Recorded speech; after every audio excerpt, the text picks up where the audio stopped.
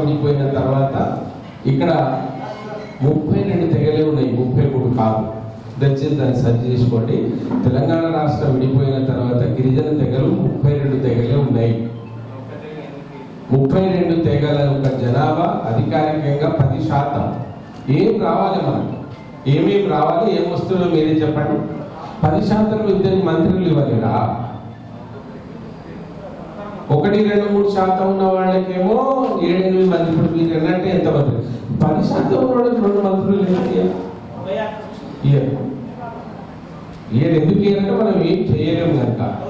రండి నాతో ఇంతమంది మనం రేపు అంబేద్కర్ దగ్గర జర్నలిస్ట్ అందరిపై మనం జరిగే అన్యాయం మీద అనుకుంటున్నాం. ఎందుకు మమ్మల్ని గుర్తించాలి? అక్రిడేషన్లో మమ్మల్ని ఎందుకు గుర్తించాము? ఏం చేసిన పాపం ఏందయ్యా రేవంత్ రెడ్డి గారు? అందరికి ఇచ్చినట్టు బెనిఫిట్ ఇచ్చినట్టు ఇది రిజిస్టర్డ్ జర్నలిస్టే కదా, వాళ్ళకు కూడా ఇందిరమ్మ ఇల్లు ఎందుకు ఇవ్వకూడదు? మేము చేస్తాం. మాకు మన రిజర్వేషన్ ఉంది కదా, మాకు రిజర్వేషన్ ఉంది. జర్నలిజం చేస్తున్నాం కనుక అది ప్లస్ పాయింట్ అవుతుంది మాకు. వీటి గురించి నేను మళ్ళీ మిమ్మల్ని విసిగించకుండా ఒక యునానిమస్ తీర్మానం చేసి ఒకటి రాసి గవర్నమెంట్ వెంటనే ఇలా జర్నలిజం మా లెటర్స్ పెడతాం. మేము ఎవరెవరు పాల్గొన్న మీద మా రికమెండ్ మేము చేస్తాం.